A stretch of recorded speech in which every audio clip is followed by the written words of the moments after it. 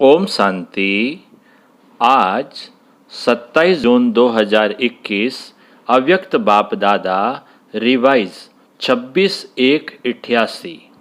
Heading है संगम युग पर नंबर 1 पूज्य बनने की अलौकिक विधि।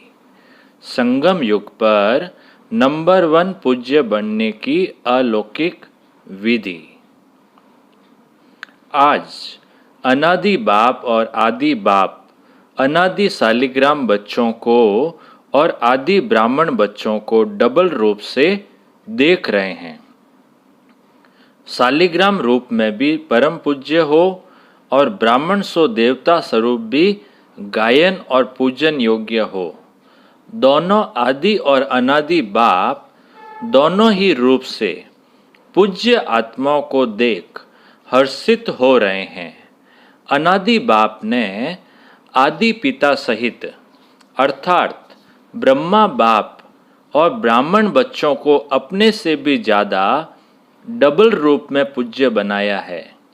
अनादि बाप की पूजा सिर्फ एक निराकार रूप में होती है, लेकिन ब्रह्मा सहित ब्राह्मण बच्चों की पूजा निराकार साकार दोनों रूप से होती है। तो बाप बच्चों को अपने से भी ज़्यादा डबल रूप से महान मानते हैं। आप बाप दादा बच्चों की विशेषताओं को देख रहे थे। हर एक बच्चे की विशेषता अपनी अपनी है। कोई बाप की और सर्व ब्राह्मण आत्माओं की विशेषताओं को जान स्वयं में सर्व विशेषताएं धारण कर श्रेष्ठ अर्थात विशेष आत्मा बन गए हैं। और कोई विशेषताओं को जान और देखकर खुश होते हैं, लेकिन अपने में सर्व विशेषताएं धारण करने की हिम्मत नहीं है। और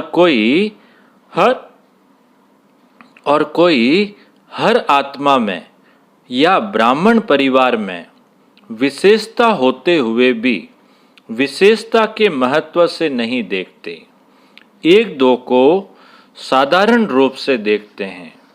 विशेषता देखने व जानने का अभ्यास नहीं है।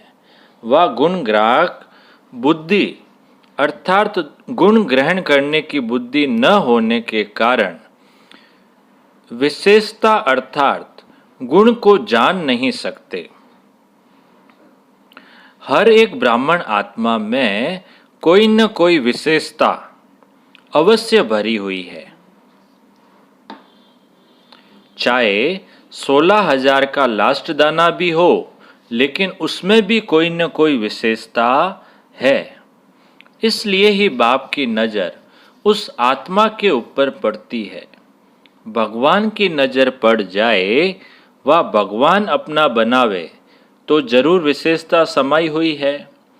इसलिए ही वह आत्मा ब्राह्मणों की लिस्ट में आई है, लेकिन सदा हर एक की विशेषता को देखने और जानने में नंबरवार बन जाते हैं।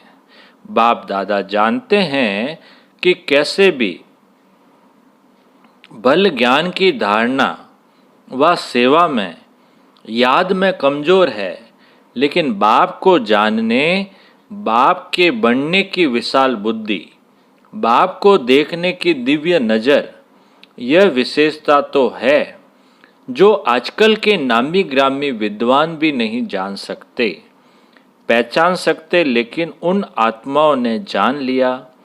कोटों में कोई में भी कोई इस लिस्ट में तो आ गए ना। इसलिए कोटों में से विशेष आत्मा तो हो गए ना। विशेष क्यों बने? क्योंकि ऊंचे ते ऊंच बाप के बन गए। सभी आत्माओं में ब्राह्मण आत्माएं विशेष है। सिर्फ कोई अपनी विशेषता को कार्य में लगाते हैं, इसलिए वह विशेषता वृद्धि को प्राप्त होती रहती है और दूसरों को भी वह दिखाई देती है। और कोई में विशेषता रूपी बीज तो है, लेकिन कार्य में लाना यह है बीज को धरनी में डालना। जब तक बीज को धरनी में नहीं डाले तो वृक्ष नहीं पैदा होता। विस्तार को प्राप्त नहीं कर पाते हैं और कई बच्चे विशेषता के बीज को विस्तार में भी लाते अर्थात वृक्ष के रूप में वृद्धि को भी प्राप्त करते, फल को भी प्राप्त करते। लेकिन जब फल आता है तो फल के पीछे चिड़ियाएं, पंछी भी आते हैं खाने के लिए। तो जब फल तक पहुंचते हैं तो इस रूप में माया आती है कि मैं विशेष हूँ, मेरी यह विशेषता है। यह नहीं समझते कि बाप द्वारा प्राप्त हुई विशेषता है, विशेषता बढ़ने वाला बाप है। जब ब्राह्मण बने तो विशेषता आई। ब्राह्मण जीवन की देन है, बाप की देन है। इसलिए फल के बाद अर्थात सेवा में सफलता के बाद यह अटेंशन रखना भी जरूरी है, नहीं तो माया रूपी चिड़िया पंछी फल को झूठा कर देते या नीचे गिरा देते हैं। जैसे खंडित मूर्ति की पूजा नहीं होती, माना जाता है कि यह मूर्ति है लेकिन पूजी नहीं जाती। ऐसे जो ब्राह्मण आत्माएं सेवा का फल अर्थात सेवा में सफलता प्राप्त कर लेते हैं, लेकिन मैंपन की चिड़िया ने फल को खंडित कर दिया, इसलिए सिर्फ माना जाएगा कि सेवा बहुत अच्छे करते हैं, महारथी है, सर्विसेबल है। लेकिन संगम युग पर भी सर्व ब्राह्मण परिवार के दिल में स्नेह के पात्र व पूज्य नहीं बन सकते हैं। संगम युग में दिल का स्नेह, दिल का रिगार्ड, यही पूज्य बनना है। फल को मैंपन में लाने वाले ऐसा पूज्य नहीं बन सकते।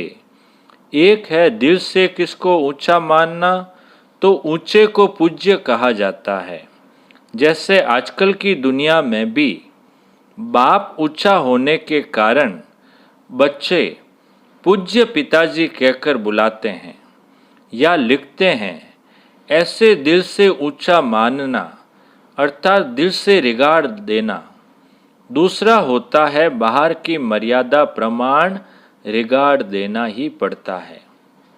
तो दिल से देना और देना ही पड़ता, इसमें कितना अंतर है।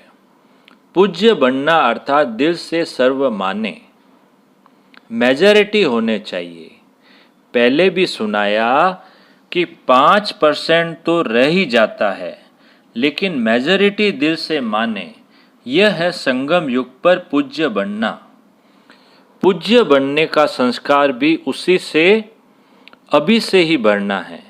लेकिन भक्ति मार्ग के पूज्य बनने में और अब के पूज्य बनने में अंतर है। अभी आपके शरीरों की पूजा नहीं हो सकती, क्योंकि अंतिम पुराना शरीर है, तमोगुणी तत्वों का बना हुआ शरीर है।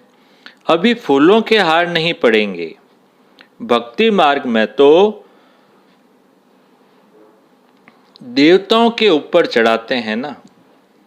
पूज्य की निशानी है धूप जलाना, आरती करना, कीर्तन करना, तिलक लगाना।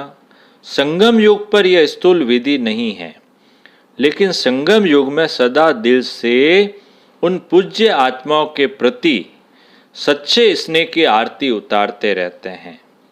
आत्माओं द्वारा सदा कोई न कोई प्राप्ति का कीर्तन करते रहते हैं। सदा उन आत्माओं के प्रति शुभ भावना की धूप व दीपक जगाते रहते हैं। सदा ऐसी आत्माओं को देख स्वयं भी जैसे वह आत्माएं बाप के ऊपर बलिहार गई है, वैसे अन्य आत्माओं में भी बाप के ऊपर बलिहार जाने का उमंग आता है। तो बाप के ऊपर बलिहार जाने का हार सदा उन आत्माओं को स्वतः ही प्राप्त होता है। ऐसी आत्माएं सदा स्मृति स्वरूप के तिलकधारी होती है। इस अलौकिक विधि से इस समय के पूज्य आत्माएं बनती है। भक्ति मार्ग के पूज्य बनने से श्रेष्ठ पूजा अब की है। जैसे भक्ति मार्ग की पूज्य आत्माओं के 2 घड़ी के संपर्क से अर्थात सिर्फ मूर्ति के सामने जाने से 2 घड़ी के लिए भी शांति, शक्ति, खुशी का अनुभव होता है। ऐसे संगम युगी पूज्य आत्माओं द्वारा अब भी 2 घड़ी, 1 घड़ी भी दृष्टि मिलने से भी खुशी, शांति व उमंग उत्साह की शक्ति अनुभव होती है। ऐसी पूज्य आत्माएं अर्थात नंबर 1 विशेष आत्माएं हैं। सेकंड और थर्ड तो सुना दिया, उसका विस्तार क्या करेंगे? तो सब विशेष आत्माओं की लिस्ट में लेकिन 1, 2, 3 नंबरवार है। लक्ष्य सभी का नंबर 1 का होता है। तो ऐसे पूज्य बनो जैसे ब्रह्मा बाप के गुणों के गीत गाते हो ना। यह सब विशेषताएं पूज्य बनने की व नंबर 1 विशेष आत्मा बनने की बातें ब्रह्मा बाप में देखी सुनी ना। तो जैसे ब्रह्मा साकार आत्मा नंबर 1 संगम योगी पूज्य सो भविष्य में नंबर 1 पूज्य बनते, लक्ष्मी नारायण नंबर 1 पूज्य है ना। ऐसे आप सभी भी ऐसे बन सकते हैं। जैसे बाप के साथ साथ ब्रह्मा बाप की कमाल गाते हैं, ऐसे आप सभी भी सदा ऐसा संकल्प, बोल और कर्म करो जो सदा ही कमाल का हो। जब कमाल होगी तो धमाल नहीं होगी। कमाल नहीं करते तो धमाल करते हो। चाहे संकल्पों की धमाल करो, चाहे वाणी से करो। संकल्पों में भी व्यर्थ तूफान चलता तो यह धमाल है ना। धमाल नहीं लेकिन कमाल करनी है, क्योंकि आदि पिता ब्रह्मा के ब्राह्मण बच्चे सदा ही पूज्य गाए जाते हैं। अभी लास्ट जन्म में भी देखो तो सभी से ऊंचा वर्ण कौन सा गाया जाता है? ब्राह्मण वर्ण। कहते हैं ना, ऊंचा नाम और ऊंचे श्रेष्ठ काम के लिए भी ब्राह्मण को ही बुलाते हैं। जिसके किसके कल्याण के लिए भी ब्राह्मणों को ही बुलाते हैं। तो लास्ट जन्म तक भी ब्राह्मण आत्माओं का ऊंचा नाम, ऊंचा काम प्रसिद्ध है, परंपरा से चल रहा है। सिर्फ नाम से भी काम चला रहे हैं। काम आपका है लेकिन नाम वालों का भी काम चल रहा है। इससे देखो कि सच्चे ब्राह्मण आत्माओं की कितनी महिमा है और कितने महान हैं। ब्राह्मण नाम भी अविनाशी हो गया है। अविनाशी प्राप्ति वाली जीवन हो गई है। ब्राह्मण जीवन की विशेषता है मेहनत कम, प्राप्ति ज़्यादा, क्योंकि मोहब्बत के आगे मेहनत नहीं है। अब लास्ट जन्म में भी ब्राह्मण मेहनत नहीं करते, आराम से खाते रहते हैं। अगर नाम का भी काम करते हैं तो भूखे नहीं रह सकते हैं। तो इस समय के ब्राह्मण जीवन की विशेषताओं की अब तक निशानियां देख रहे हो। इतनी श्रेष्ठ विशेष आत्मा हो, समझा? वर्तमान समय पूज्य तो भविष्य के पूज्य, इसको ही विशेष आत्माएं नंबर 1 कहते हैं। तो चेक करो, ब्रह्मा बाप की कहानी सुना रहे हैं ना, अभी और भी रही हुई है। यह ब्रह्मा बाप की विशेषता सदा सामने रखो और किसी बातों में नहीं जाओ, लेकिन विशेषताओं को देखो और वर्णन करो। हर एक को विशेषता का महत्व सुनाकर विशेष बनाओ। दूसरों को बनाना अर्थात स्वयं विशेष बनना, समझा? अच्छा, चारों ओर के सर्व नंबर 1 विशेष आत्माओं को, सर्व ब्राह्मण जीवन वाले विशेष आत्माओं को सदा ब्रह्मा बाप को सामने रख समान बनने वाले बच्चों को अनादि बाप, आदि बाप, अनादि बाप, आदि बाप का दोनों रूप से सर्व शालिग्रामों और साकारी ब्राह्मण आत्माओं को स्नेह भरी याद प्यार और नमस्ते। हम बच्चों की बाप दादा को याद प्यार और नमस्ते नमस्ते नमस्ते। सदा रहेंगे हंसते हंसते, बन जाएंगे फरिश्ते। वह बाबा वह मेरा भाग्य। अब बाबा की पार्टियों के साथ मुलाकात। पहला ग्रुप बाबा के सामने। सदा बाप का हाथ और साथ है, ऐसा भाग्यवान समझते हो। जहाँ बाप का हाथ और साथ है, वहाँ सदा ही मौजों की जीवन होती है। मूंझने वाले नहीं होंगे, मौज में रहेंगे। कोई भी परिस्थिति अपने तरफ आकर्षित नहीं करेगी, सदा बाप की तरफ आकर्षित होंगे। सबसे बड़ा और सबसे बढ़िया बाप है, तो बाप के सिवाय और कोई चीज़ या व्यक्ति आकर्षित नहीं कर सकता। जो बाप के हाथ और साथ में पलने वाले हैं, उनका मन और कहीं जा नहीं सकता। तो ऐसे सभी हो या माया की पालना में चले जाते हो, वह रास्ता बंद है ना। तो सदा बाप के साथ की मौज में रहो। बाप मिला, सब कुछ मिला, कोई अप्राप्ति नहीं। कितना भी कोई हाथ साथ छुड़ाए, लेकिन छोड़ने वाले नहीं, और छोड़कर जाएंगे भी कहाँ। इससे बड़ा और कोई भाग्य हो नहीं सकता। कुमारियाँ तो है ही सदा भाग्यवान। डबल भाग्य है, एक कुमारी जीवन का भाग्य, दूसरा बाप का बनने का भाग्य। कुमारी जीवन पूजी जाती है। जब कुमारी जीवन खत्म होती है, तो सबके आगे झुकना पड़ता। गृहस्थी जीवन है ही बकरी समान जीवन, कुमारी जीवन है पूज्य जीवन। अगर कोई एक बार भी गिरा, तो गिरने से हड्डी टूट जाती है ना। फिर कितना भी प्लास्टर करो, ठीक करो, लेकिन हड्डी कमज़ोर हो जाती है। तो समझदार बनो, टेस्ट करके फिर समझदार नहीं बनना। दूसरा ग्रुप। सदा अपने को कल्प कल्प की विजयी आत्माएं अनुभव करते हो। अनेक बार विजय बनने का पाठ बजाया है और अब भी बजा रहे हैं। विजयी आत्माएं सदा औरों को भी विजय बनाती है। जो अनेक बार किया जाता है, वह सदा ही सहज होता है, मेहनत नहीं लगती है। अनेक बार की विजयी आत्मा है। इस स्मृति से कोई भी परिस्थिति को पार करना खेल लगता है। खुशी अनुभव होती है, बाबा पूछ रहे हैं, खुशी अनुभव होती है। विजयी आत्माओं को विजय अधिकार अनुभव होती है। अधिकार मेहनत से नहीं मिलता, स्वतः ही मिलता है। तो सदा विजय की खुशी से, अधिकार से आगे बढ़ते औरों को भी आगे बढ़ाते चलो। लौकिक परिवार में रहते लौकिक को अलौकिक में परिवर्तन करो, क्योंकि अलौकिक संबंध सुख देने वाला है। लौकिक संबंध से अल्पकाल का सुख मिलता है, सदा का नहीं।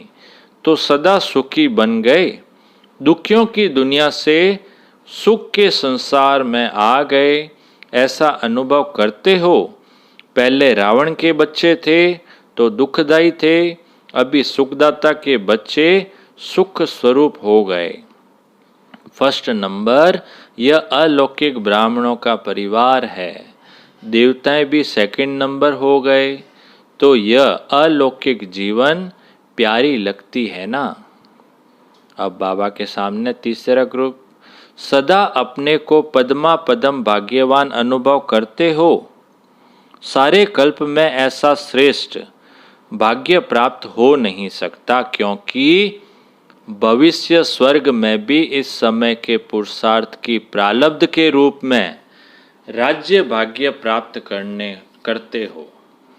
भविष्य भी वर्तमान भाग्य के हिसाब से मिलता है। महत्व इस समय के भाग्य का है। बीज इस समय डालते हो और फल अनेक जन्म प्राप्त होता है। तो महत्व तो बीज का गिना जाता है ना। इस समय भाग्य बनाना या भाग्य प्राप्त होना वह बीज बोना है। तो इस अटेंशन से सदा पुरुषार्थ में तीव्र गति से आगे बढ़ते चलो और सदा इस समय के पद्मा पदम भाग्य की स्मृति इमर्ज रूप में रहे, कर्म करते हुए याद रहे, कर्म में अपना श्रेष्ठ भाग्य भूले नहीं, स्मृति स्वरूप रहो। इसको कहते हैं पद्मा पदम भाग्यवान।